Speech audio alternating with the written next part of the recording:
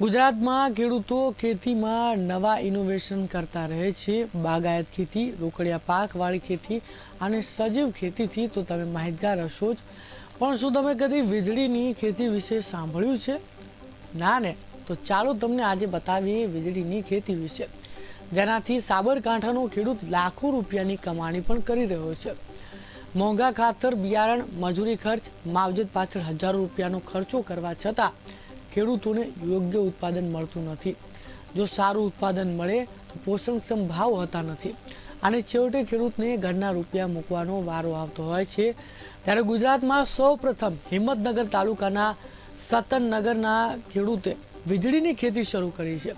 જે હા, દિવસે ઉગે એટલે કમાણી, ના કોઈ જોખમ, ના કોઈ મજૂરી કે ના કોઈ અન્ય ખર્ચ, માત્ર સ્માર્ટગીરીથી મહિને લાખો રૂપિયા આ ખેડૂત કમાઈ રહ્યો છે। 8 એકર જમીનમાં ખેડૂતે સોલર પ્લાન્ટ નાખ્યો અને હાલ પ્રતિદિન 8,000 થી 10,000 યુનિટ વીજળી ઉત્પન્ન થઈ રહી છે।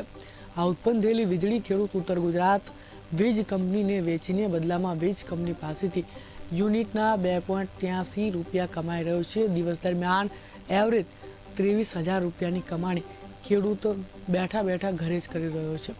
ના તો ખેડૂતને મહેનત કરવી પડે છે, ના તો ખેડૂતને કોઈ માવજત કરવી પડે છે।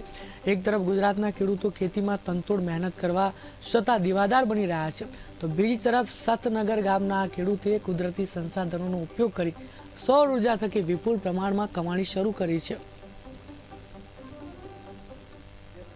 જરૂરિયાનું અમે જોઈન્ટ ઇન્સ્પેક્શન કરતા આવીએ છીએ અને જરૂરી મંજૂરી બધી મેળવી લીધા બાદ તેનો પ્લાન્ટનું ચાલુ કરતા આવીએ છીએ અને જે એનું જનરેશન થતું હોય છે એનું મંથલી એનું જે બી અને વીજળીનું ઉત્પાદન કર્યું હોય છે તે આપણે 2 રૂપિયા ને 72 પૈસાની સમથિંગ આજુબાજુમાં તે પોતાના ખેતરમાં સોલારનો પ્લાન્ટ લગાવી અને ત્યાં વીજળીનું ઉત્પાદન કરી અને સરકારને જે યુજીવીસીએલમાં અમારા કંપનીને આપીને એનું બેનિફિટ મેળવતા હોય છે। ત્યારબાદ અમારા અંકલે એવું વિચાર્યું કે અહીંયા એક નાનો સોલર પ્રોજેક્ટ કરીએ, તો અમે અહીંયા 8 એકરમાં સોલર પ્રોજેક્ટ કર્યો છે।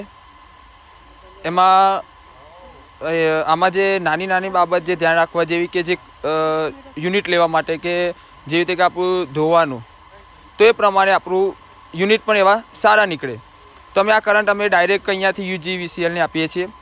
બીજું કે આમાં ક્લિનિક જેટલું તમે સારું રાખો એટલું તમારો પ્લાન્ટના યુનિટ થોડા વધારે નીકળશે। શાકભાજી અમુક થોડી કરતા હતા, દિવેલા પરચુરણ વાવેતર કરી અને અમે વાવેતર કરતા હતા। એમાં અમને જોઈએ એવું બેનિફિટ મળતો ન હતો।